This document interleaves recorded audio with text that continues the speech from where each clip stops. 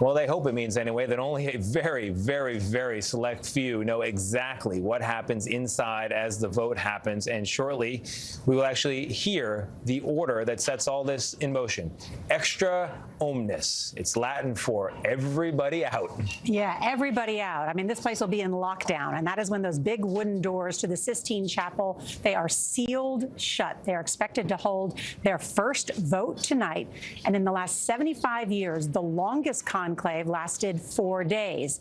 That was in 1958 when it took 11 votes to elect Pope John the 23rd. And the last conclave in 2013 that we were here for, well, it took only 2 days to select Pope Francis, and I remember it well. You know, I met a couple of hopeful Catholics here who flew in from Missouri. They bought a cheap ticket. They got to get back Saturday for their best friend's wedding, so they are rooting for a very short conclave on the low end there. Now, remember, we will know that the Pope has been elected if we see smoke of a certain color from the chimney of the Sistine Chapel. It's been outfitted with a special stack. You see it on your screen there. The fire department put it up not long ago. Black smoke, as you've probably heard by now, means no Pope. They are still deliberating. White smoke means a great joy. A new Pope is imminent. And after today, there will be 2 votes in this process each morning, and then 2 more votes each afternoon until a Pope is elected. You know, just as we look at these pictures, I'm thinking about how everyone has taken an oath of secrecy, everyone that's involved in this conclave. So if you're staffing this, if you're part of the Vatican Guard, you've also taken an oath to secrecy, or you can be excommunicated from the Catholic Church. Yes, although no one has been so far. So we've got 3 guests here who seem to know an awful lot about what happened in past conclaves. That's right. Let's just, as we quickly, before we introduce our guests, just want to take a listen to what's happening inside. But then when we do see the election, and hopefully very soon we'll have a new Pope, when the next Pope is Dominus, qui corda nostra dirigit in caritate et patientia Christi, sit cum omnibus vobis. Et cum spiritu tuo. Venerabiles fratres, cum sacris litaverimus, nunc conclave ad diligentum Romanum pontificem ingrediemur. Ecclesia universa nobis in oratione communicam. And Cardinal Parolin is beginning the ceremony as the ranking Cardinal Dominus Bishop. dirigat gressus nostros in via veritatis, ut intercedentibus beata semper Virgine Maria, beatis apostolis Petro et Paulo, et omnibus sanctis, que ei sunt placita semper agamus. Berlin. And that was the Secretary of State, Petro Parolin, who is considered one of the front runners to be the next Pope. I want to bring in our distinguished group of experts. Monsignor Anthony Figueiredo is a CBS News Papal and Vatican contributor, and we were together 12 years ago for the last Pope. Adelia Gallagher as well, and of course, John Allen, the editor of the Catholic news site Crux. Welcome, everyone. And oh, Monsignor, you can hear, of course, they're broadcasting the Mass all the way out here in St. Peter's Chapel. It's just beautiful. It's exciting. Can we imagine that from these 133 cardinals dressed in scarlet, a sign that they are willing to shed their blood as the Pope? One of them will emerge in white, and we will wait for those words, Habemus Papam. We have a Pope. It's a serious moment, but it's also a joy-filled moment. And what we are seeing now is the cardinals emerging from the Pauline Chapel, just adjacent to the Sistine Chapel, walking through the Sala Regia, where popes traditionally welcomed sovereigns.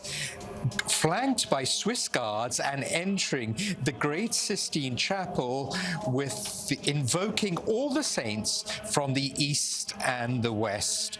Once they enter the Sistine Chapel, looking at that great fresco of Michelangelo, The Last Judgment. Remember what Pope John Paul II said, before the Last Judgment, everything is laid bare. That is the great weight laid upon these cardinals as they elect a new pontiff. That is the great hope the Church and the world waits for.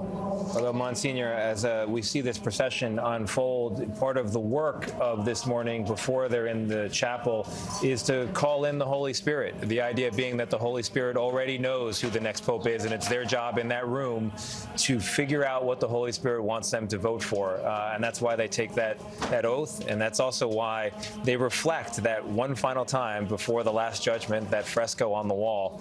And yet, while the Holy Spirit decides, there's a lot of discussion in the days ahead. John, I see you smiling at that thought. Help us understand what's been leading up in the social life and the congregational life of the cardinals prior to now. You know, the great Catholic saint of the Middle Ages, Thomas Aquinas, famously said that grace builds on nature, it doesn't cancel it out. What that means is the fact that Catholics believe there's a supernatural dimension to this process doesn't make it any less human, and therefore doesn't make it any less political. I mean, let us make no mistake.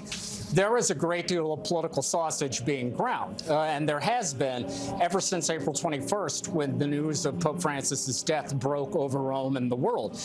Cardinals met every day in what are known as general congregation meetings, in which they profiled qualities they believe the next pope needs to have and issues that next pope is going to face. But perhaps more importantly than that, cardinals have also been meeting in 2s and 5s and 10s and 20s over dinner, over lunch, over private meetings in people's residences. And that is where conversations get awfully frank. And we're talking about, what do you think of so-and-so? Well, I heard so-and-so might have a problem in this area. What about this guy? And that's the sort of hard process of trying to arrive at a consensus, which is especially complicated when you consider that so many of these cardinals arrived in Rome as strangers to one another. Well, as you point out, this is the largest and most diverse conclave in history, the most to gather in the Sistine Chapel. And Delia, what about that? Because as John was just describing, as they've been getting to know each other over the past week and a half, there are some favorites that have emerged, right? Well, there are favorites that we have all discussed in the media. That doesn't necessarily mean that in the minds of the cardinals, those are the ones. But we have a general idea because we know what they spoke about during these general congregations, during these meetings, and the type of person they were looking for. And so the thinking is they might be trying to go back towards somebody who is going to unify. We heard that word also from Cardinal Ray today in the Mass this morning before this event started. There were some specific words that Cardinal Ray used this morning that tell us maybe what they're looking for. Exactly. Speaking about somebody who could help with peace in today's tormented world. He used very strong language, which some of us read as an indication that they are looking for somebody, or at least Cardinal Ray is indicating somebody. Meaning like a statesman or a Secretary of State, Caroline? Well, gosh, who might that be? And Cardinal Ray, keep in mind, is one of the old guard. He is 91 years old. And there's very few old guard in this group of cardinals. What's interesting about the fact that they have come from diverse places is that about 100 of them have never done this conclave before. So the ones that were nominated by Benedict and by John Paul II, which are 25 of them, have actually been through this process. So you can just imagine what they're feeling right now as they go in. You know, one thing I want to let our viewers know as they hear the ancient sounds coming from the Pauline Chapel on the way to the Sistine Chapel is they're also going to be hearing the more modern and timeless sounds of wind, of birds. We're in the elements here. It might sound almost nautical if you're not watching closely. And down in the elements for us is our Maurice Dubois. He is in St. Peter's Square, taking in the atmosphere there. Co-anchor of the CBS Evening News. Maurice, I was down there yesterday. There are a lot of people very anxious to find out who the next pope is going to be. That they are, Tony. I'm just trying to soak in this moment. This is a moment in humanity, in history, and thousands, hundreds of thousands of people are out here as well. It's kind of a contrast. You're looking at the Cardinals. Everyone here is watching the monitors as the Cardinals go into the Sistine Chapel. They've got their game faces on. This is a solemn, serious moment. You can feel the weight of it as you look at their faces. At the same time, for hundreds of thousands of people out here, I want you to introduce you to some of them as we move on through here this morning. It's a moment of joy. It's a moment to soak it in, to feel it. There are people here who are just tourists from anywhere in the world. There are people who are here specifically for the conclave, hoping to get a glimpse of history, of spirituality, of this next Holy Father. Let's just give you a quick little tour of what we can see here from our vantage point on the ground. If you look up, you can see the Apostolic Palace. That's on the right-hand side of Vatican Square. And that is where the Pope, whoever he may be, will come to the window and address the people on the Sunday audiences that they have every week. And that's where John Paul lived, in that building. If we pan a little to the left, you're going to see the top of the Sistine Chapel, the chimney that the whole world will be watching starting this evening. That's where the white smoke will come eventually when we do have a Pope. That's the top of the Sistine Chapel. And that's where we see the Cardinals going in right now. And then, if we look back here, this is St. Peter's Basilica, of course, and the balcony, the famous balcony, the loggia, covered by a top, and that's where the new Pope will come out, and we'll get to see the new Pope the first time wearing white and addressing the people. That's the moment everybody's going to be waiting for. And a little to the left and behind the columns is where Casa Santa Marta is, and that is where the Cardinals have been staying, have been living in the dorm there, the hotel, if you will, and that is where Pope Francis famously made his residence. This is my third conclave.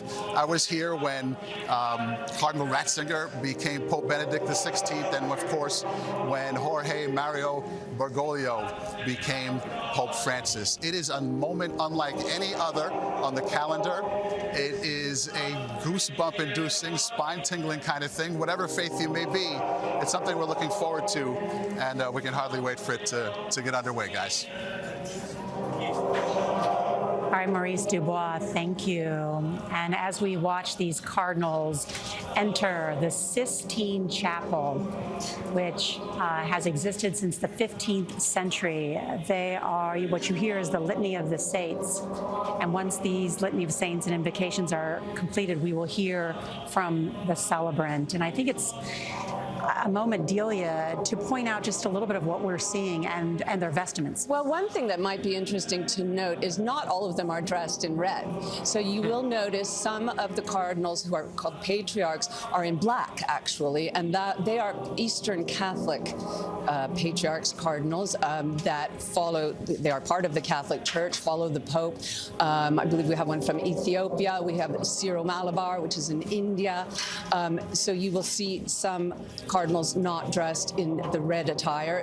We also have two Dominican cardinals in this conclave, one from England, Timothy Ratcliffe, another from Algeria, Cardinal Vesco, French Algerian, and they are allowed to wear their white Dominican habits.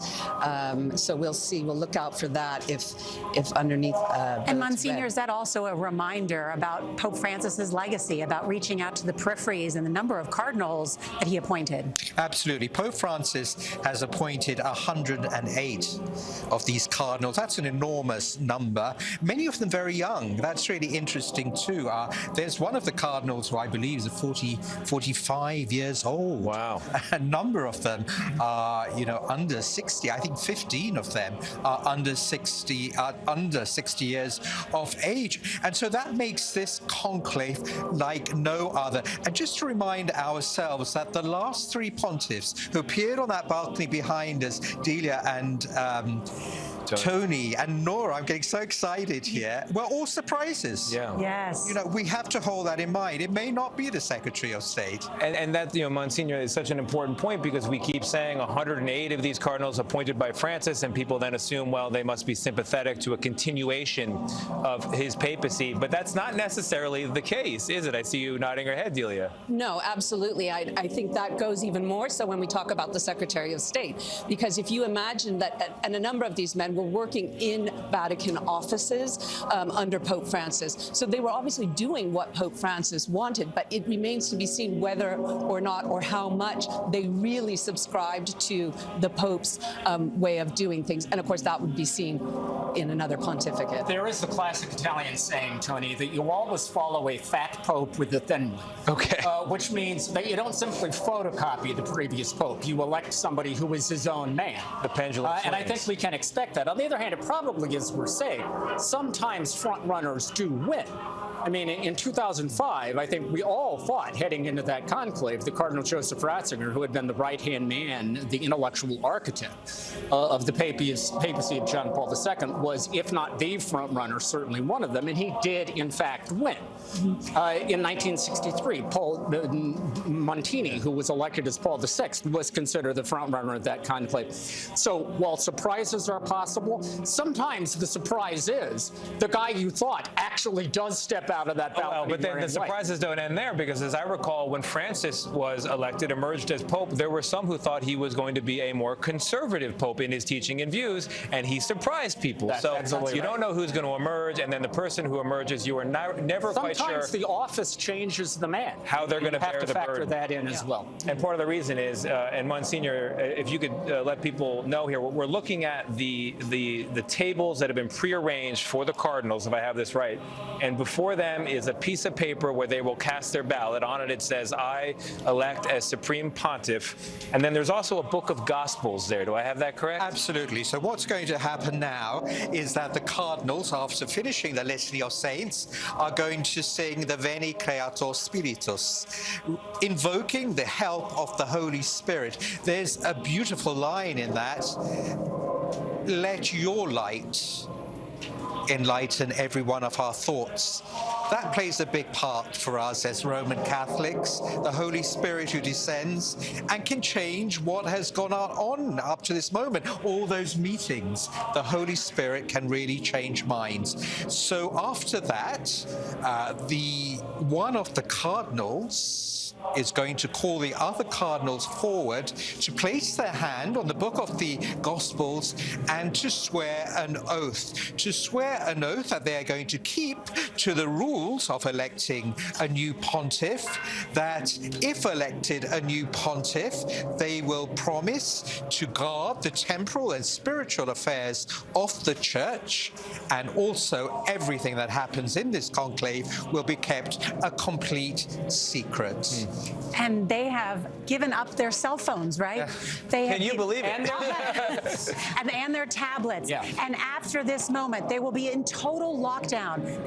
They had no television, no newspapers, no radio, and no access to the outside world. And not only that, they can't talk. They can only talk to one another. It's actually in the Apostolic Constitution here that if other members of Vatican City, people who must be inside, happen to come upon the cardinals, they are not to engage in the conversation of any kind. There is one exception to that rule, which there are priests inside the conclave who are designated to hear the confessions of cardinals. Wow. So if a cardinal wants to go to confession during one of the down moments during the conclave, that's one conversation that is allowed to happen, which of course is already covered by the most absolute commitment to secrecy possible. Well, and the people, the 100 or so people that are helping out, the cooks and all of the assistants that took that oath of secrecy themselves on Monday, are already very discreet people, because they're already used to working in a Vatican where you don't say very much. Yeah. And if you do, you're not working there very long. Exactly. It's just incredible to think about that. And just to remind everyone, there are 133 cardinal electors that will cast their vote for the next pontiff.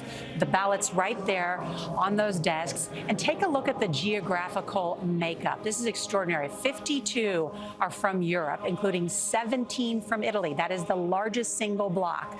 23 are from Asia, 16 from North America, with 10 U.S. cardinals, 17 from Africa and South America, plus 4 from Central America and Oceania each. Now let's compare the share of the electors today against the last conclave 12 years ago, because this is where it gets interesting. Europe has seen a significant decline from 52% to 39%. And then on the flip side, take a look, like places like Asia, regions like Asia and Africa and South America have seen a great increase. Those are areas where Catholicism is rising rapidly. And of course, Pope Francis reflecting that by allowing there to be more cardinals from those areas as the church reaches out to the peripheries and tries to broaden its membership. Let's turn now to Seth Doan, who is following this along with us. Seth? That's right, Nora. As you mentioned, it's just incredible looking at those numbers. Really, the legacy of Pope Francis is in those numbers. He wanted to increase geographic diversity. Around 70 countries, as you mentioned, are represented in the College of Cardinals. And there has been this process of trying to get to know one another. As you know, they came, of course, for the funeral of Pope Francis and stayed for these general congregation meetings, a dozen of them.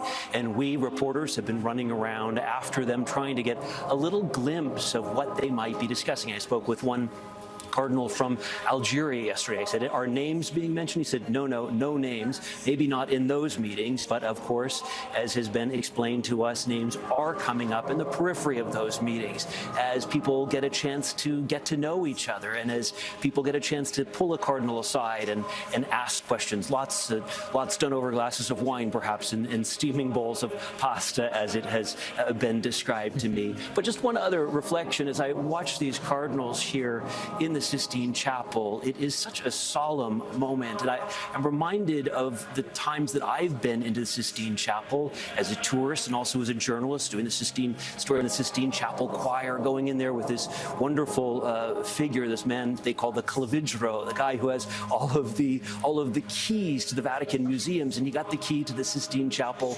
We went in there very early in the morning, first ones into the Sistine Chapel. I know you all have been in there, and it is just an incredible, majestic place. And you can imagine that these cardinals, surrounded by that magnificent fresco by Michelangelo, the Final Judgment there, really understand, are reminded of the weight of this decision. The Pope, of course, this is a singular office. Even in that office, Francis was a singular figure, and they are now charged with finding who can be the successor of him, the 267th Pope of the Catholic Church.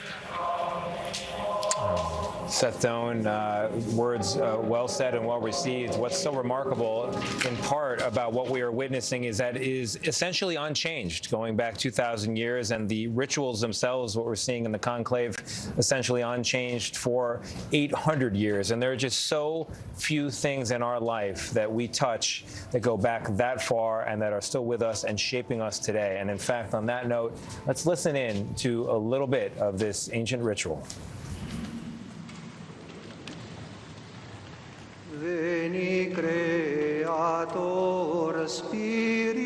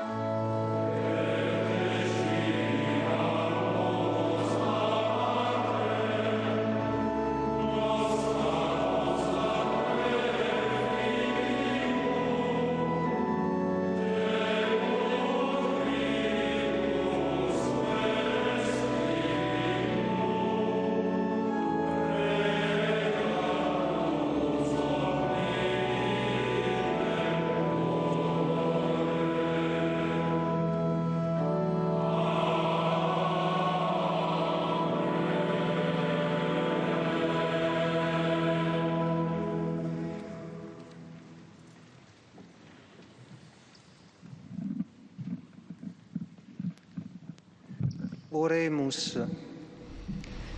Ecclesiae tue Domine, rector et custos, O Lord, ruler and protector of your church, pour forth upon your servants, we beseech you, a spirit of discernment, of truth, and of peace, so that they may acknowledge with all their heart the things that are pleasing to you, and cleave to those things that have been perceived with all their strength. Through Christ our Lord. Amen. And following the prayer, we transition into the part where all the cardinal electors take part in the solemn swearing of the oath, as we mentioned at the beginning, which invites them to take this conclave in a form of solemnity and to maintain an aura of secrecy with what goes on. And this is the formula of the oath that Cardinal Parolin is now reading. Each and every one of us, cardinal electors, present at this election of the Supreme Pontiff, promise, bind ourselves, and swear to observe faithfully and scrupulously all the prescriptions contained in the Apostolic Constitution of the Supreme Pontiff, John Paul II, Universi Dominici Gregis, issued on February 22, 1996, and also the modifications of the motu proprio Normas Nonullas of the Supreme Pontiff Benedict XVI on February 22, 2013. Litteras apostolicas normas nonnullas a Summo Pontifice Benedicto XVI, die altero et 20 mensi februari, anno bismillesimo 13 motu proprio datas. Likewise, we promise, bind ourselves, and swear that whoever of us by divine disposition is elected Roman Pontiff will commit himself to faithfully carry out the munus petrinum, the Petrine ministry, of pastor of the Universal Church, and will not fail to affirm and to defend boldly the spiritual and temporal rights, as well as the freedom of the Holy See. Atque tueri, nunquam esse destiturum. Precipue autem promittimus et juramus nos religiosissime. Above all, we promise and swear to observe with the utmost fidelity, with all, both clergy and laity, the secret concerning everything related in any way to the election of the Roman Pontiff, and about what happens in the place of the election concerning directly or indirectly the scrutiny, not to violate in any way this secret both during and after the election of the new pontiff, unless explicit authorization is given by the pontiff himself. Itemque, nulli consensioni, dissensioni, alique quilibet intercessioni, quibus autoritates seculares, quis And Monsignor, they are now taking this oath, right? They are in this historic Sistine Chapel. The first conclave was held in this chapel in 1492, and every conclave has been held here since 1878. It's just an amazing place. If we look now at that great fresco of Michelangelo, but also flanked by windows at the top of the first 30 popes, looking down now upon these cardinals in this unbroken line of succession for 2,000 years. And around the Sistine Chapel on the right side, frescoes of the life of Jesus right at the center, the most important fresco of Peter being given the keys by Jesus. Each cardinal now coming forward, placing his hand on the gospel, promising to keep the rules of this conclave, and if elected pope, to protect the temporal and spiritual goods of the church and the freedom of the church as well. We will see each cardinal one by one going forward now. And they're coming up in order of precedence. So there are 3 different gradations, as it were, of cardinals. So the first is the cardinal bishop. Then you have, which is only a handful of them. That's the highest one. And then the cardinal priests, which are about 100 or so. And then the cardinal deacons, which are the most junior type of cardinal. And it might be worth saying that there is one other element to that oath that is especially important, which is the cardinal's. We should pause here. We have Cardinal Tagle. Tagle from the Philippines, widely considered among the papabili, or men who could be pope. Well, there's one other element to the oath all of these cardinals are taking is they promise to reject secular influence in the conclave, which in centuries past. That looks like Cardinal Prevost. Cardinal Prevost, American the from great Chicago. American hope to be pope. Well, let's take that question up right now for the moment as we see an American cardinal on screen. Why is it so unlikely, we are told, that there will be an American pope? Well, because well, first of all, this began as a logistical problem. In the days when you had to travel to Rome by steamship, it was very difficult for Americans to get here on time and certainly to be part of any of the pre-conclave politics. Then later it became a geopolitical issue. That is, it was considered impossible that you could have a superpower pope. But that's no longer true. But in Cardinal Prevost, born in Chicago, went to Villanova, spent many years in Peru, his star has been rising, correct? It has, because he's seen as a great missionary to begin with, because he did spend most of his career outside the United States. You know what the Italians say? He is il meno americano tra gli americani. He's the least American among the Americans, which in their book is a very positive thing. The other important thing about Prevost is he's had a lot of experience over here as well in the Curia at the Vatican, and that's something that they also look for. We just see there Cardinal Peter Turkson, who's the great African hope. It's interesting, in this conclave there are 4 Peters. There's Peter Turkson, there's Peter Erdo from Hungary, also a papabile. There's Piero Battista Pizzaballa from Jerusalem, and of course Pietro Parolin. So one of these Peters could come out on that balcony. All doing the work of selecting the successor to Peter. It's pointed out to us that they don't want the pressure of a successor to Francis, not a follow to the last pope. Rather, it's a follow to the first pope, a continuation of that history. We've been hearing that a lot as a kind of moniker for, I think, to take the pressure a bit off of the cardinals to try and find somebody. Although it's exactly difficult like to Francis. argue that there is less pressure to be the successor of Peter. Exactly. Right? Because the great apostle of Jesus and the very first. And there we see Peter Erdo, who is the Archbishop of Hungary. And he is considered more of a favorite of the conservatives, correct? Absolutely. He is a canon lawyer, a great favorite of the conservative side. Talk here in Rome that some 20 cardinals are behind Cardinal Peter Erdo. Maurice Dubois is with us still. He's down in the square. Maurice, when I was there yesterday, I spoke to people who were staying in the vicinity so that they can rush back the moment they hear a pope may have been chosen. What are you seeing? What are you hearing from your vantage point? Well, you know what? That's exactly what happens when a pope is chosen, right? The white smoke, the bells start ringing, and then the place floods with people. Right now, it's flooded with people on the outside, mostly, of the gates. One of them I'm joined by right now is Father Patrick Briscoe. You are a Dominican friar.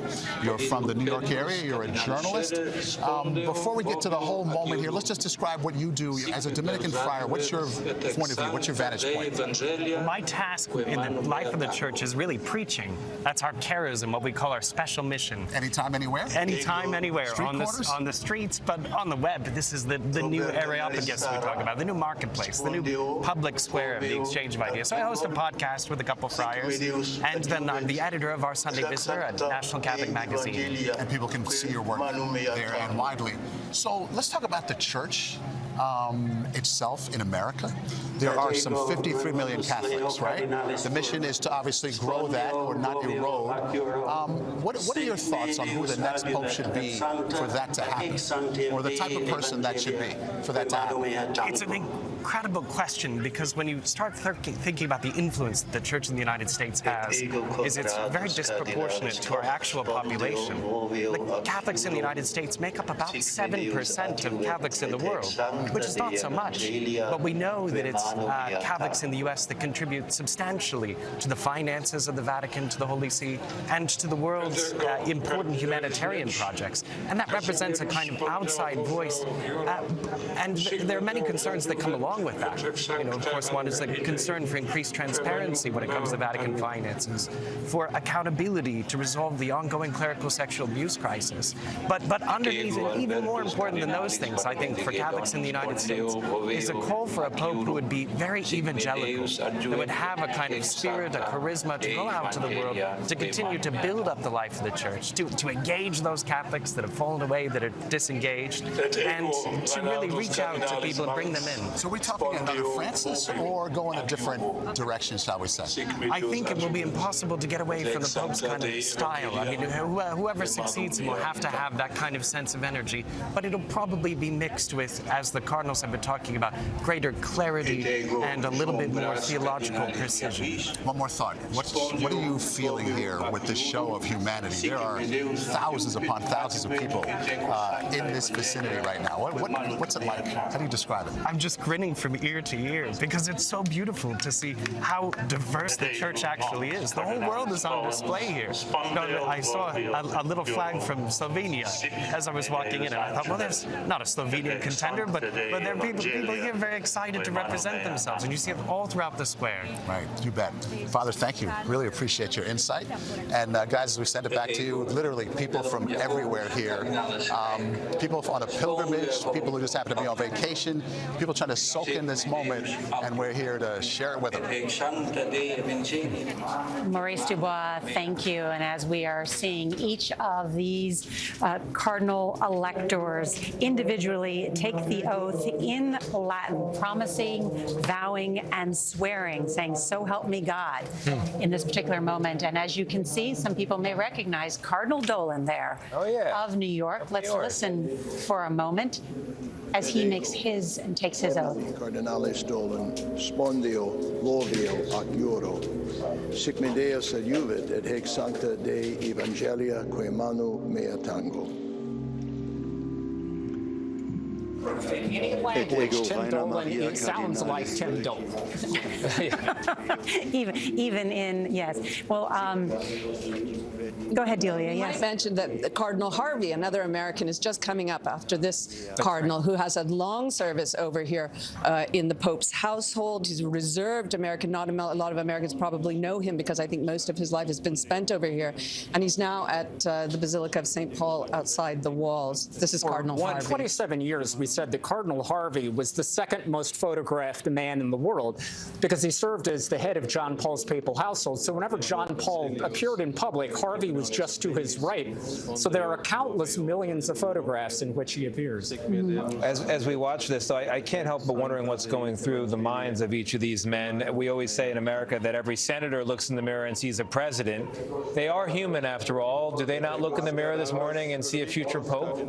Yes, in fact, here we have Cardinal Muller, who is very critical of Pope Francis, really asking for a non-heretical pope. He was so outspoken in these congregations. And coming up right behind him is the Cardinal Archbishop of Westminster, Cardinal Vincent Nichols. It just shows to us how varied this conclave is. 55 nations have a single elector. And many of those nations are sending an elector for the very first time. And the gaps in there's shared belief and yet different interpretations of some of the teachings. And so you have a result where Francis may and his papacy recommend path A, and then the African archbishop wants a special dispensation for something a little bit different. And that's part of what the challenge is for this next pope, to balance these different competing competing perspectives and ideologies around the world. We saw precisely the scenario you mentioned actually play out during the latter stages of Francis's papacy when he issued a controversial document authorizing the blessing of persons in same-sex unions. And the African bishops en masse rose up and said, we can't do that in our pastoral situation. And in the end, Francis gave them permission not to apply that document in their backyard. So you're right, Tony, the trying to put together all of the different experiences and outlooks and priorities of a global church that is present in every nook and cranny of the planet, this is not easy. But as some of the great reporting that has been done today about those very African cardinals, though, they did ask for some leniency when it came to polygamy. Because that has been part of their cultural experience, let's be clear. Although many African bishops are very allergic to the idea of changing the rules on marriage today. For instance, giving communion to divorced and civilly remarried Catholics. Which Pope Francis also did in 2016. Because they will argue, excuse me, Father, because they will say, we have spent generations trying to tell our people marriage is one man, one woman for life, to sort of convince them to abandon polygamy. Now, if we move the goalposts, what does that mean? Yeah, what were you going to say, Monsignor? Yes. Which is why this moment is so key and important. We're electing a pope whose first task is unity in the church, and Cardinal Ray alluded to that in his homily this morning. I was there, and it was striking. He said unity does not mean uniformity, but we do have a successor of Peter who is called to bring that unity. He is head of the College of Bishops. It is that man whom we are electing. And given that, Monsignor, how do you think this group of cardinal electors, who do you think that they may ultimately choose? I know you may be reluctant to say a name publicly. You've told me privately, but... And I was reading your emails over your shoulder, so I know too. But maybe talk about that, because people say, will there be a Pope Francis II? My great thought, and as you know, Nora, we don't wage bets as Catholics, do we? But I'm already wagering my bet on the Holy Spirit has already chosen the right man who will steady the ship. Yeah. I think that's what the cardinals are looking for. Why does it need steadying? What do you mean? In what way? Pope Francis was a wonderful pope in terms of mercy, compassion, going out to the peripheries. I experienced that personally. But in many ways, he was a revolutionary pope. He himself said, I like to make a mess. And that has shaken a church that is traditionally used to great order, great doctrine that never changes. Pope Francis really has shaken up the church. You know, but I know we're going to talk about the contenders for a moment here, but I think as we talk about the need to steady the ship, we should also reset it in a way to say this is a tremendous moment of opportunity for the Catholic Church. After years of people walking away from the faith in America and in Europe in particular, you have a moment in time with tremendous technological change where people are feeling isolated, alone. The modern world, the secular world is not giving them everything they want, and they are turning to some place, and this could be that place. Tony, I think you're absolutely... We've had great popes in this century. We had St. John Paul II, who opened people's hearts. We had Pope Benedict, who filled people's hearts with great doctrine. We've had Pope Francis, who's told us, what do you do now that Pope John Paul opened your hearts, Pope Benedict filled your hearts? Go out to the peripheries, go out to the world. We want a pope now who takes all three. Wouldn't it be wonderful to have one pope, 3 in 1 now, okay, in the new pontiff? And as the cardinals continue to take their oath, I think it's a good opportunity to talk about who some of the front runners are, and so we can show everybody who has risen to the top of the list based on our reporting and conversations. And John, let me ask you to, first of all, I think at the top of the list really is the Secretary of State, the man that's second in command here at the Vatican, Pietro Parolin. What do we know about him and his philosophy? Well, Cardinal Parolin was born in northern Italy. He has spent virtually his entire adult life as part of the Vatican's diplomatic corps, served in papal embassies in various parts of the world, and then came back to Rome. He was, for a period of time, the head of the China desk inside the Vatican Secretary of State, and then rose up through the ranks and eventually, as you say, was named to the top job, the Secretary of State, for 12 long years under Pope Francis. I think he would be seen as somebody, Monsignor Tony was talking about the desire for somebody who's perhaps a little more conventional.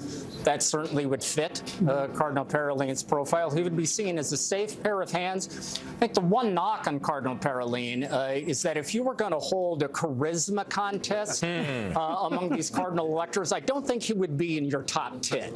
Considered a mild-mannered centrist. And Delia, let's talk about the other two men on that list, including Cardinal Tagle of the Philippines, 67 years old, a man who is known as having a lot of charisma, in fact, sings and dances. Absolutely. He is the pastoral par excellence. He will fill the Francis shoes in terms of being out with the people and showing that charisma. He has had also experience here at the Vatican with the Council for Evangelization, so he has some knowledge of the Vatican, perhaps not seen as such a sort of strong director of the Vatican, which you need, especially nowadays with the finances and lots of other administrative things to do. He was also in charge of Caritas, which is the Catholic charity arm, and stepped down from that. There was some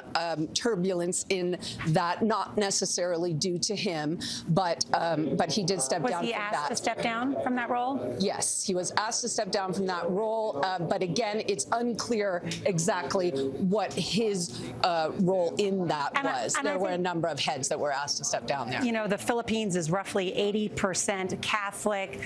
Cardinal Tagle would be considered the first Asian pope. Well, it would be amazing. It would be quite the opposite of electing Parolin, for example. So you would be going from a South American pope to a Filipino pope. It would be really just keeping the ball rolling, in my opinion. We were talking earlier, in some ways, it would be like going back to the John Paul years, in that if you remember how many Poles came through Rome during the John Paul years, because he was the uncrowned king of Poland, imagine how many Filipinos would be streaming through this. Oh, it would be unbelievable. It would be off the hook. It would be wonderful for that. Yes. And then, of course, let's not leave out Cardinal Pizzaballa. I mean, nobody's going to forget that name ever.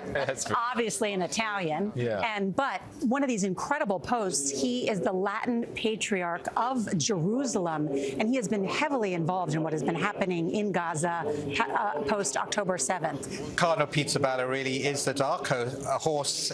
There's an interesting story when Pope Pius X was elected. His name, Sarto in Italian, means a seamstress, a sewer. And the story is that a cardinal, when he was elected, opened the curtains behind us here by the balcony and made the sign with his fingers of a seamstress. I'm just wondering what happens with Pizzaballa, which means throwing the pizza into the air. What sign they're going to make. But in fact, I met all three of these cardinals this morning, Cardinal Parolin, Cardinal Tagle, and Cardinal Pizzaballa. And everything you have said is absolutely true. Cardinal Parolin, when he came out, he said, Anthony, I've got to come to Assisi, which is where I live, which is amazing that he remembered it. He's a diplomatic man. Cardinal Tagle burst out into tears. Wow. He is the crying man, isn't he? Yeah, He's very, very... Where's his heart in the sleeve? Yeah. And Cardinal Pizzaballa, interestingly, he nodded, but he's discreet, reserved. Very interesting. Interesting. For that last name in particular, the personality may not match the fun of pizza dance, which is the literal translation. And I was struck that after October 7th, that Cardinal Pizzaballa said he would be willing to offer himself in exchange for the Israeli children taken hostage. Look, that ultimately come to be, but he has managed that very difficult situation quite well by all accounts, and that is certainly something in his favor. The thing that is not in his favor is he's 60 years old, so he's considered young. So let's talk about that window that people talk about sometimes for not too old to be pope, but at the very same time not too young. What is the window that? Well, if you consider the last two popes were elected at the ages of 78 and 76, respectively, I think generally we figure late 60s to mid 70s, call it. That would sort of be the sweet spot. But if you find the right man, some would be willing to push that envelope on either side. You have to consider John Paul II was 58, and then had a 26-year pontificate. At the same time, popes are living longer, and we're in a very mediatic age where everything is seen on television and on social media. So as a pope begins to age, it can be difficult. The energy level has to be significant. The trips are many, many thousands of kilometers. You a lot of stamps in the passport. Well, yeah, Tony, this comes back to a question you asked earlier. You know, every senator looks in the mirror and sees a president. Does every cardinal look in the mirror and see a pope? Honestly, I think the answer to that question is no, because the burden of this office is bone-crushing. I mean, think about what we expect a pope to be, popular expectations. We want a pope to be a living saint. We want him to be a skilled diplomat. We want him to be a Fortune 500 CEO. We want him to be a gifted communicator. Any one of these things is hard to do well. Putting them all together is a prescription for frustration. And you compare that to the life of a retired cardinal, where you still get all the best seats at the restaurants, but you don't have to get up in the morning and go to work. And think about, you carry that burden until you die. Yeah. I honestly think most of these cardinals, just at a purely human level, pray, let this cup pass. Yeah, there's a story from the 70s. Father Reese told me this, Thomas Reese, that one cardinal, seeing the vote moving in his direction, muttered loud enough for all to hear, "I don't want it, and I won't take it." Well, Pope Benedict famously said when he heard his name, he felt like he was being led to the guillotine. Oof. Wow. Yeah. Let's listen in, because these last cardinal electors are taking their oath, and then we will hear the extra omnes, which is then asking everyone all leave, essentially. Not asking. That's right. Telling them, and they will lock it up. So let's listen. Manu mea tango. Et ego, Matteus Maria Cardinalis Zuppi, spondeo voveo ac iuro. Sic me Deus adiuvet et ec sancta Dei Evangelia, que manu mea tango. Et ego Cristóbal Cardinalis López Romero, spondeo voveo ac iuro. Sic me Deus adiuvet et ec sancta Dei Evangelia, que manu mea tango.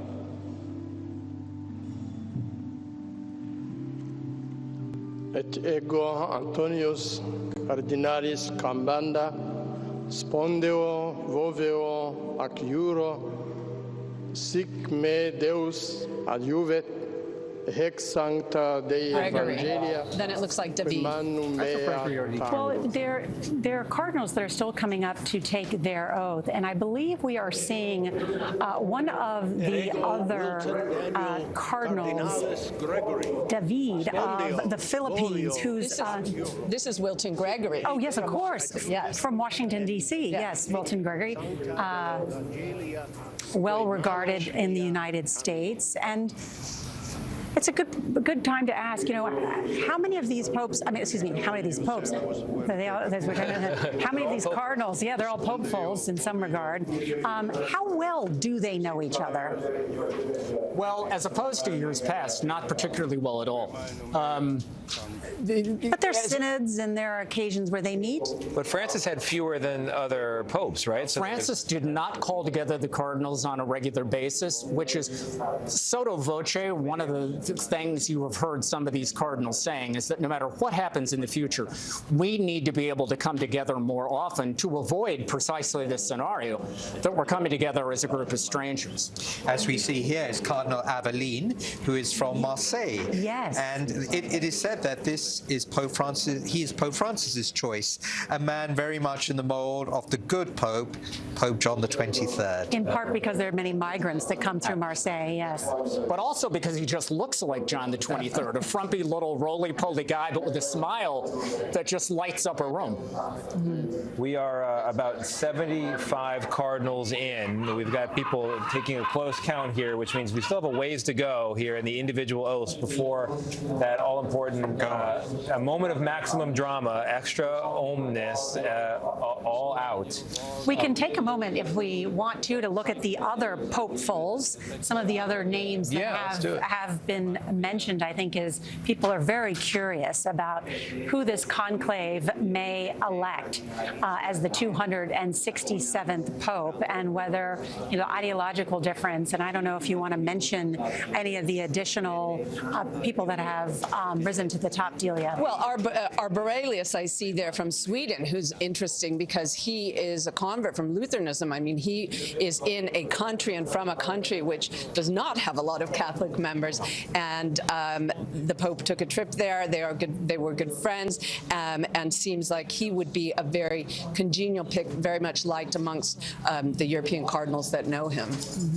Also on that list was Cardinal Peter Erdő of Budapest in Hungary, and Nora, you mentioned ideologies. He would certainly be I think, the leading conservative candidate in this sweepstakes, seen as he has a background as a trained church lawyer, is a very fine canonist, seen as a man of great culture, is also perceived to have a very good relationship with Viktor Orban and the Fidesz party in Hungary, and a more conventional, traditional figure on most contested church issues. So he would not be a repudiation of Francis's legacy, but he would be what we say in American politics, something of a course correction. And what about Cardinal Zuppi? Yes, Cardinal Zuppi is the president of the Italian Bishops' Conference. He's a very pastoral man. He used to be a parish priest here at Santa Maria di Trastevere, right in the heart of Rome, amongst the poor, and from a community called Sant'Egidio, very much involved in social works. He certainly is a favorite amongst the socially minded cardinals.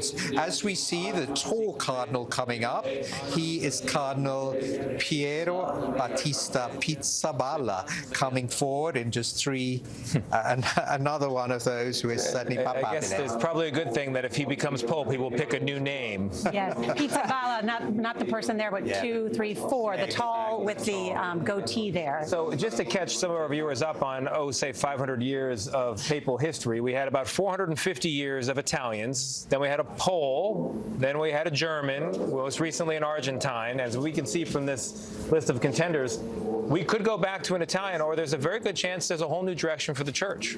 Well, if you think about it, the election of John Paul II in remember that was the second conclave of 1978, because there had been an Italian elected, Pope John Paul I, Albino Luciani, but he died after 33 days, and so they had to come together. That election ended the Italian monopoly and the papacy. From that point forward, the Pope could be a non-Italian. In 2013, the election of Jorge Mario Bergoglio of Argentina, the Pope from the ends of the earth, as he put it, ended the European monopoly and the papacy. It opened a new world where the new Pope really can come from anywhere. Honestly, I don't think nationality is a voting issue here. I think if they find the man they want, the passport that man holds won't matter. They all speak multiple languages, although I've noticed as a journalist, when you run up to try to track somebody down here in the square, suddenly they don't speak English that well. They don't want to talk or to you. Italian, or Italian. Anything you can come up with. Yeah. It's quite a moment here. I think we have Maurice still with us, right? Maurice is down in the square, co-anchor of the CBS Evening News, and today I think you found some Americans. Maurice, what do you have? I have a couple of Americans, great English speakers, by the way, Tony. Thank you very much. I'm here with Gabrielle and Jessica.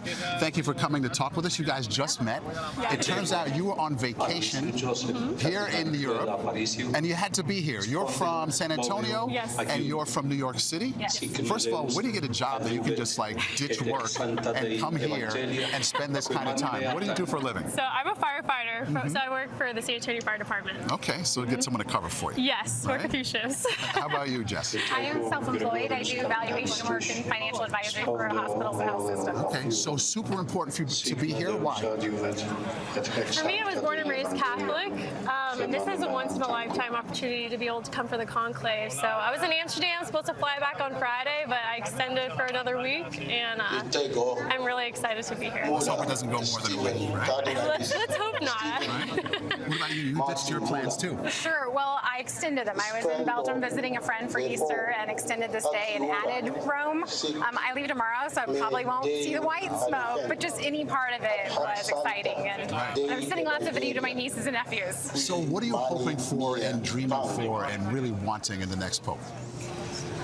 For me, I just feel like it's going to be awesome to see like the new leadership come in, and I think just unity for the church. I think the Holy Spirit's really going to guide the cardinals on who to pick, and I'm excited to see like where they're going to bring the church. Well, let's put it this way: more of Francis or a whole different direction? What's your thought on that? I feel like I don't really have too many thoughts. I think it's going to go how it's supposed to go. But yeah. Diplomats. I like that answer. What about you? There are a lot who want Francis in the United States. Our polling shows 7 out of 10 people in the United States want another Francis-type pope. What do you think? Yeah, I understand. I mean, I love the 3 last popes we've had for different reasons. They all brought something different to the table. Different personalities, different passions, and how they present themselves. I mean, Pope Francis, everyone loved him because he was such a man of the people and just simple and open, and people were able to connect with him. But for those of us that are JP2 generation, as we call ourselves, there was a lot of charisma there, and I think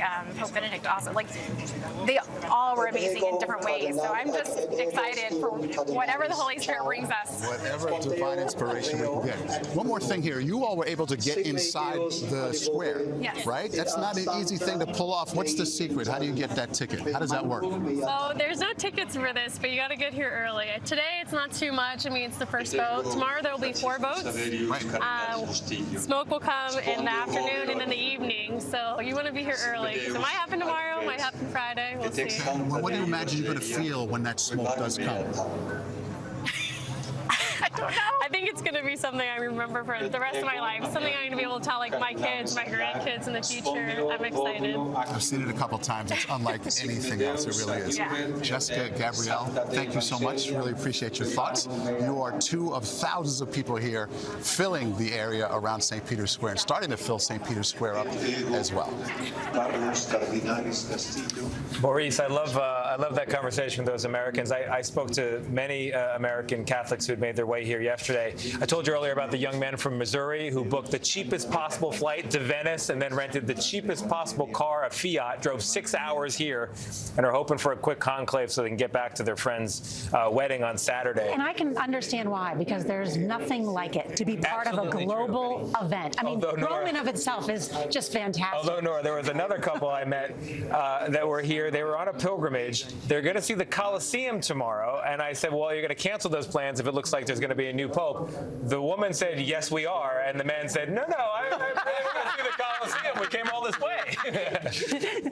I have a feeling that she's going to win out on that argument. Although there is that fascinating moment, and it's exciting. You know, when we have the Pope, Habemus Papam, all the bells will ring out, and the Italians and the Romans will flood to this square. You remember it? I do. That's the excitement we're waiting for in these days. Yeah. No one does it like the Catholic Church in this moment. I believe it. It is remarkable. And, you know, one observation as we are all watching this, because this is the largest and most diverse conclave in history, things are going to take a little longer, right, Monsignor? They are. We have 133 cardinals, and that's just going to add a lot of extra time. So we're going to be called to be extra patient. We have to remember as well, when Pope Francis was elected, on the last vote, one cardinal attached 2 papers to the one ballot. So they had to cancel that vote, and they had to go through it all again. Sure, if they make a mistake, then it starts all over again. And if you see here, when they go up with their ballot, they're walking and processing up just as they're doing now to put their hand on the gospel. So the amount of time that it's taking them to do this oath is something similar to the amount of time it's going to take them to put those ballots in. And Monsignor, for people who have seen that new Hollywood movie, Conclave, Oscar-nominated movie, did they get that scene somewhat right in the way the ballot is rectangular? They write the name, they fold it over, they walk up, they put it in the chalice, and then, of course, the name is read, and then, of course, there is that red thread. That all is accurate, correct? Absolutely. I watched Conclave a couple of nights ago, and I must say that a large part of it is quite true. This is exactly what's going to happen, and they're going to kneel down before the fresco of Michelangelo and say those famous words that I swear, in my own mind, this is the man whom I consider to be the next pope.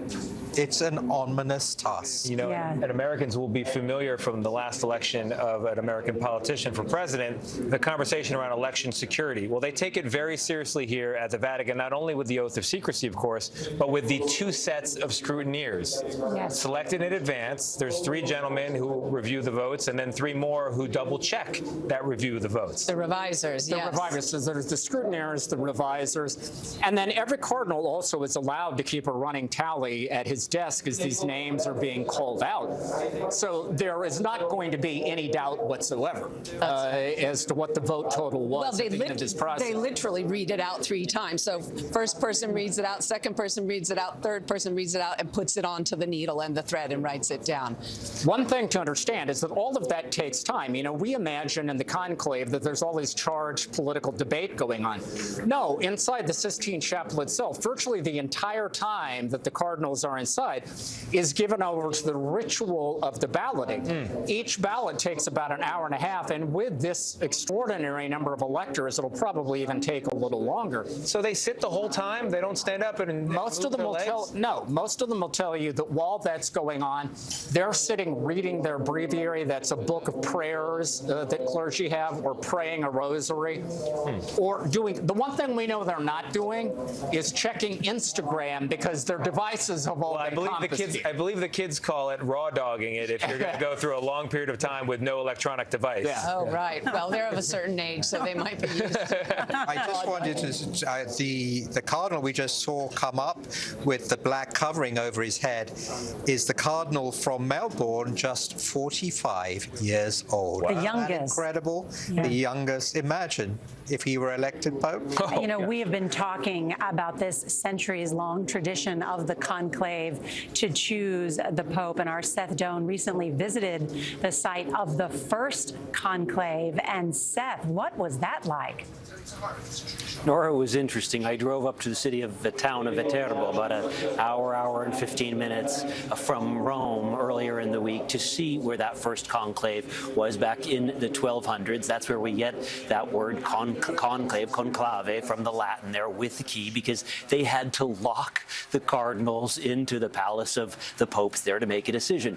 That conclave, you were just talking about how long, a bit longer with these 133 cardinal electors. Well, these cardinals took 1,006 days, nearly 3 years to pick a pope, and the townspeople who at the time were charged with supporting these cardinals got angrier and angrier, and finally said, we've got to lock these guys in. These guys have to make a decision. They locked them in. Then they began rationing food, giving them less to eat. At one point, the story goes, and documents show, that they actually removed the roof of the palazzo to let the elements in, to let the rain, to let the sun in, because they said, you guys have to make a decision. Of course, there were battles between noble families, among noble families here in Rome. It was a dangerous time in Rome, and they were in Viterbo because the Pope had died in Viterbo. So at one point, the conclave, what would become the conclave, the process to choose the next pope, was there square where the Pope had died. But as we look at a longer conclave, we will not be looking at 1,006 days. That is certain. And our friend John Allen here has done some math. I'm stealing it from him. John, sorry, apologies. But looking back at the last 10 conclaves, John did the math, and correct me if I'm wrong, John, but you're saying about 6.8 votes is what it has taken on average, looking back over the last 10 conclaves. So that could mean that we could have a pope by the end of the week, not 1,006 days. Although if I can confirm Seth's math is absolutely correct. Although, can you confirm Seth's anecdote? I love that story. It's one of my favorite ones about the very long conclave, the rationing, the locking them in, and then the removing the roof. That'll certainly focus the mind, won't it? Well, look, conclaves have been held in various places throughout the history of the Catholic Church. You've had one in France, you've had one in Germany. Depending on the sort of historical situation of the papacy, it hasn't always been here in Rome. Yeah, although they've had the real estate for it here, and the Sistine Chapel purpose-built for conclaves back in the 1470s. First one was in 1492, as the Monsignor mentioned. And then they have this long gap where all that other history rushes in and intervenes. Now they're back. I don't know why they ever left. It's so beautiful there. But we do still have vestigial elements of that early that conclave of Viterbo. And aside from the fact that it's taking place behind locked doors, there is also the pasta of the conclave, very famous. It's the pasta that is served to cardinals during the conclave, and it is intentionally simple. It's a pasta made just with butter and Parmesan cheese, and that's it. And the idea is, if you want your classic Roman dishes, if you want some bucatini amatriciana, you got to give us a pope first. Okay. And then we'll let you have at it. Isn't it funny how, because most of the food we feed our kids is actually that very simple pasta, which is butter and cheese. There's also the interesting situation here of not only the scrutineers reading and the revisers checking, but they have the infermieri that have to go to the Casa Santa Marta if somebody is ill. So if somebody has had a bad pasta and they can't come the next day, then they will have to vote from their bedroom, and they have specially elected people to go and get those ballots. And we are nearing the end now, so we may listen to these final cardinals take their oath, and maybe just remind everyone, Monsignor, about the Sistine Chapel, of course also known as the Pope's Chapel. Yes, the Great Chapel. The Way of Beauty is another name given to the Sistine Chapel.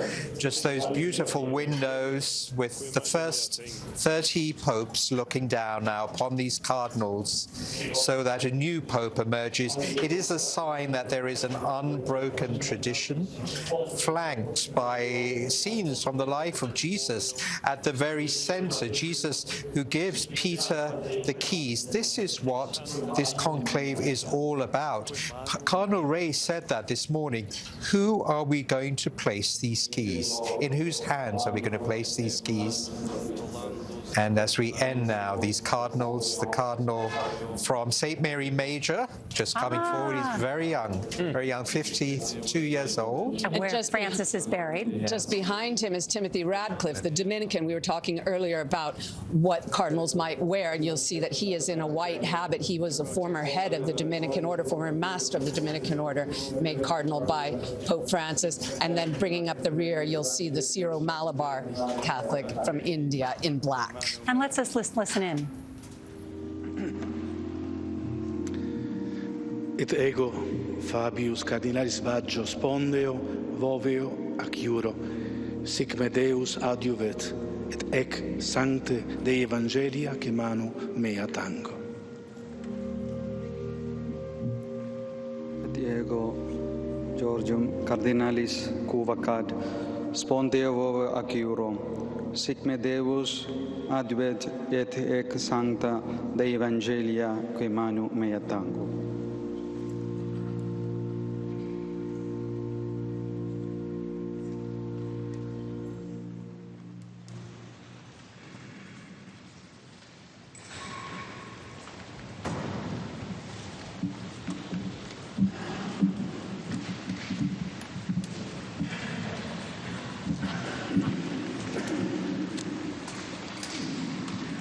Extra omnes.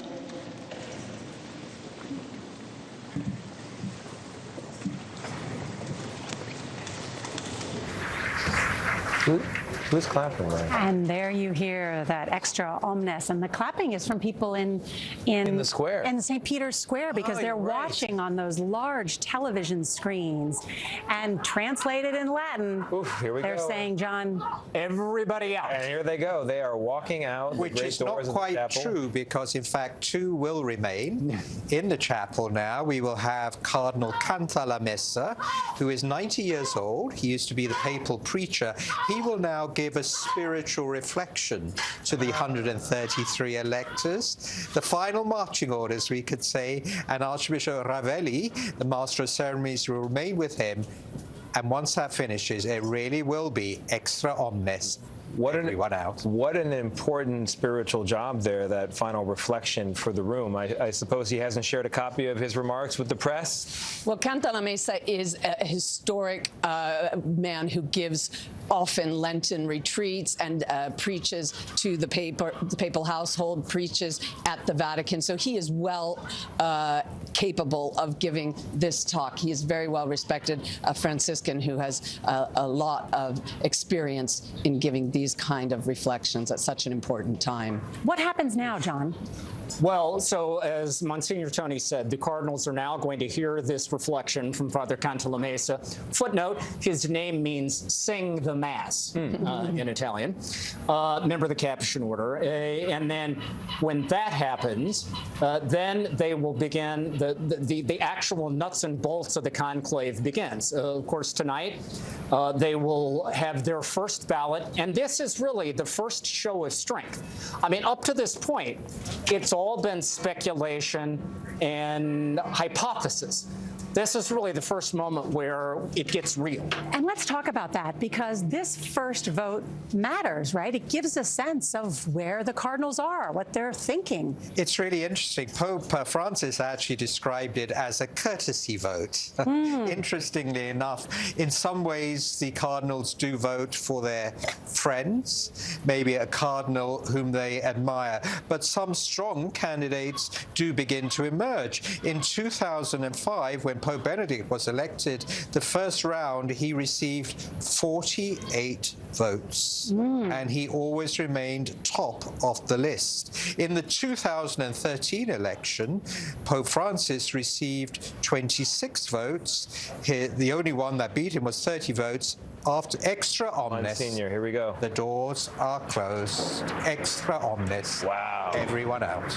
Listen.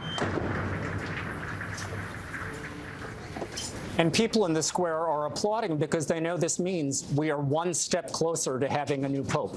Wow. Yeah, I did get the chills. Yeah, you got the chills as well. After so many days of mourning the loss of Pope Francis, there's now this moment of tremendous excitement that maybe not today, maybe not tomorrow, but very soon those doors will open and there will be a new pope. And there's been some discussion about that, Delia, right, in terms of this first vote, just following on what the Monsignor said, that if the Secretary of State, the second in command at the Vatican here, Pietro Parolin, gets some 50 votes, which we won't know, again, it's in secret, then that... Well, somehow the Monsignor seems to know after the fact. So right, we may know later on. We may know later on. Could that signal then that he may be able to move this forward? Oh, absolutely. Tonight is the ballot to sort of see where the lay of the land is. And it's an opportunity for everybody to do it once, because it's quite complex, all of the little steps you have to do. And I think it's also an opportunity for each cardinal to really maybe write down the name of the person they really want, because then, you know, they have to swear in front of God. So maybe they are kind of in their conscience saying, well, okay, I'll vote for Parolin tomorrow, but tonight I'm writing the one I really think should be. So I think there's just a bit of getting into the balloting, and yes, getting an idea of who are the front runners. But Cardinal Parolin could also be a victim of inflated expectations on this first ballot, because it has been widely reported in the Italian press that he's got something on the order of 50 votes. If he gets 25, that's a good showing on the first ballot, but measured against expectations, it would seem like a disappointment, and people might artificially abandon his candidacy. So we'll have to see. I do have to bring us back. Those cardinals are going to go before the fresco and are going to say these very significant words: I call as my witness Christ the Lord, who will be my judge, that my vote vote is given to the one who before God, I think, should be Supreme Pontiff. So at the end of the day, they are not answering to the press corps, they're answering to God, before whom everything is laid bare. Incredible. And as they are now locked inside the Sistine Chapel, there are some extraordinary security measures that have been set up to make sure that none of us can find out what's going on. I tried. They found my bug. They cleared it out of there. I know. Seth Doan can tell us all about that security sweep and more. Seth?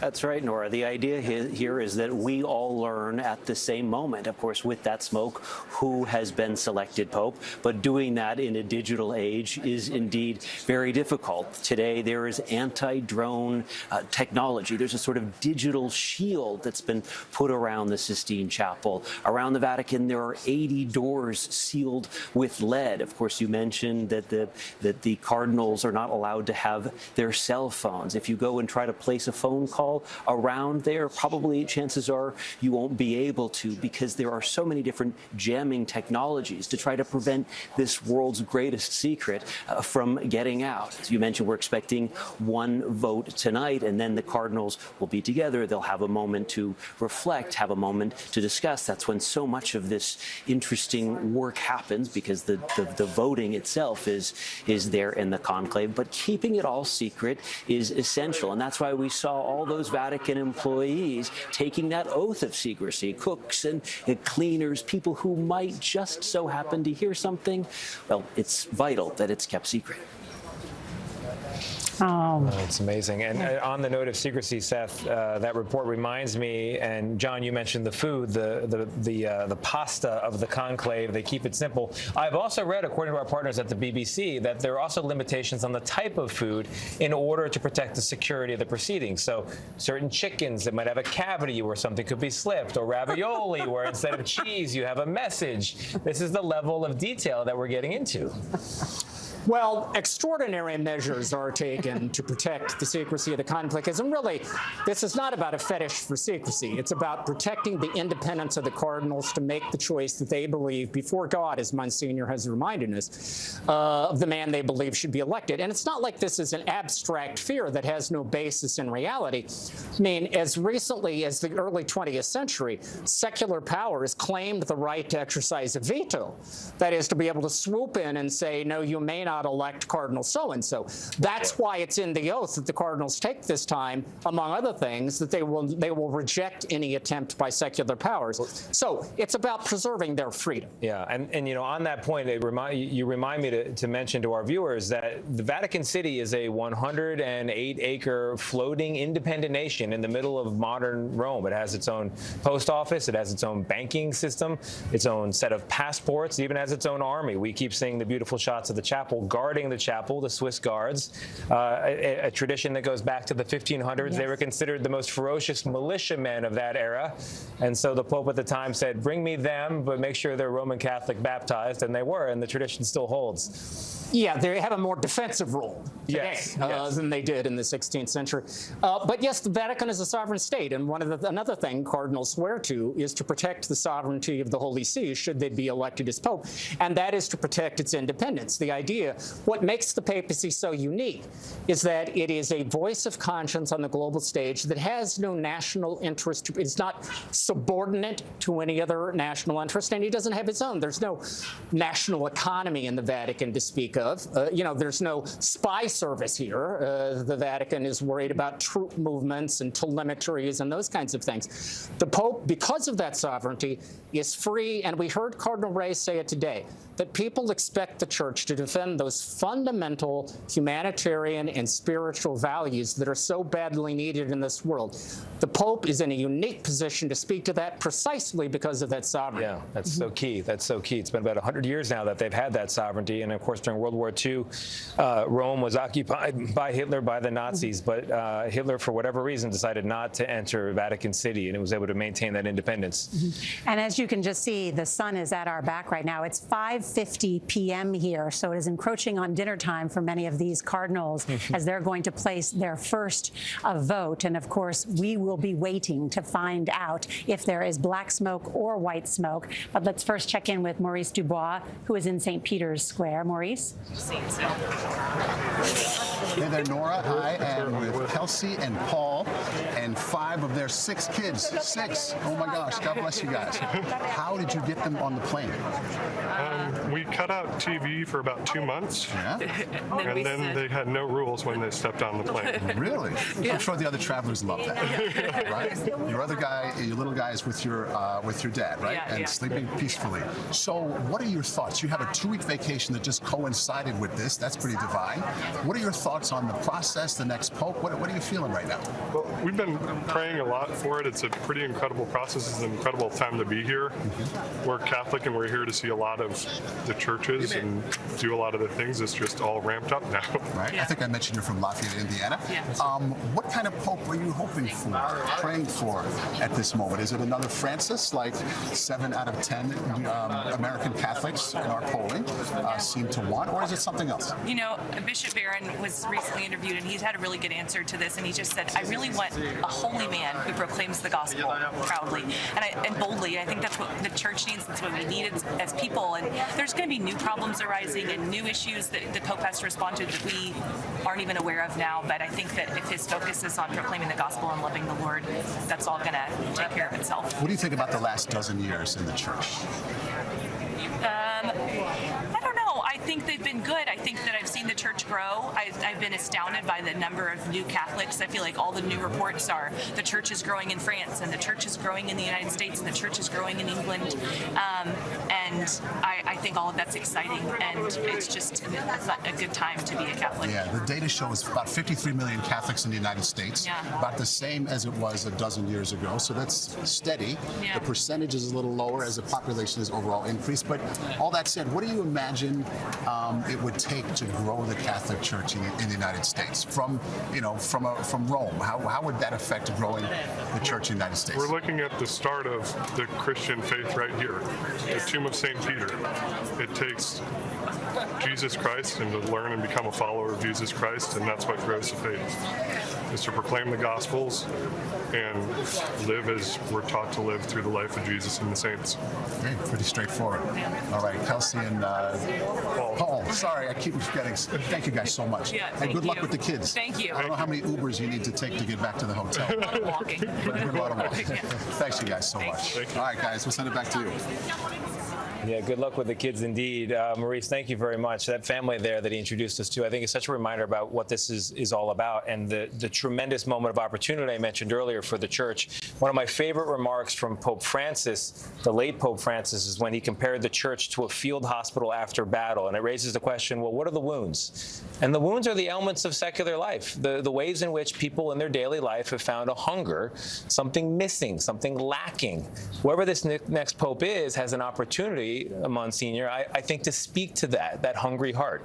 Absolutely, and we are in the Jubilee year of hope, and imagine for a Pope to be elected carrying on that mandate of Pope Francis and giving a hopeless world hope. On the ceiling of the Sistine Chapel, the cardinals will be looking at that Michelangelo painting of God's finger almost touching the finger of Adam, the divine spark that creates anew.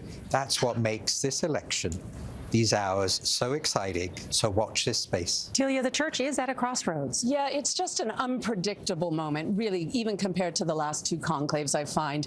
And I think for Catholics in particular, you know, the secular world is important. They look towards the Pope, but you can imagine also for Catholics just how important, after 12 years of a Francis pontificate, it is to see who the cardinals come up with now. And John, as a moral voice in the world.